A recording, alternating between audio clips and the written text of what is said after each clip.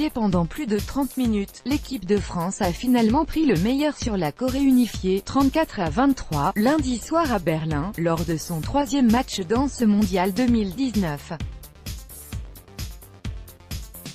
Ce devait être une rencontre tranquille, un bon entraînement. Mais l'équipe de France, à 24 heures de son choc du premier tour de ce mondial 2019 contre l'Allemagne, s'est compliqué les choses devant la Corée unifiée. Un adversaire qui, a priori, se présentait comme le moins armé du groupe A.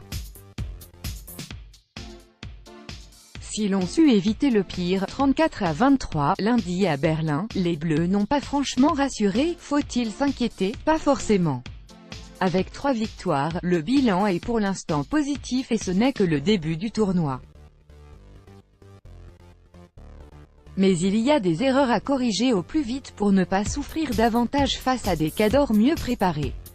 Les doubles champions du monde en quitteront, comme lors de leurs 2 sorties précédentes face au Brésil et à la Serbie, manqué d'agressivité et d'autorité. Cyril Dumoulin, à accent circonflexe, les Coréens ont mis énormément d'énergie. Ce n'est pas forcément simple. Mais on a réussi à imposer notre physique sur la deuxième période pour assurer l'essentiel.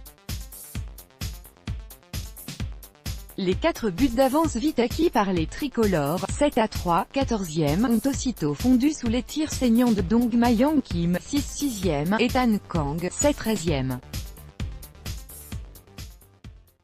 Si bien qu'à la mi-temps, il fallait se pincer pour croire au score affiché, à l'avantage des Français, 17-16, 30e.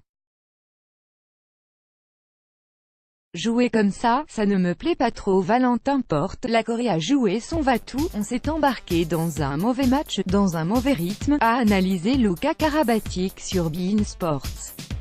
Ils ont eu beaucoup de réussite, ils ont mis des tirs un peu dans tous les sens, idem au retour des vestiaires, les Bleus étant malmenés, 19-19, 33e. Mais physiquement, la Corée n'a logiquement pas tenu la distance et la situation s'est décantée. Dans le sillage de Nedim Remili, 7-9e, et Quentin Mahé, 6-6e, les Français ont enfin pris l'ascendant, 26-20, 48e, étouffant leurs adversaires pendant 10 minutes.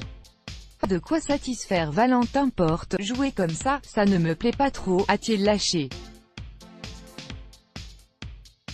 Heureusement qu'on s'est repris mais mal commencé les matchs, c'est un mal récurrent. Si on reproduit ça contre l'Allemagne, ça peut être compliqué.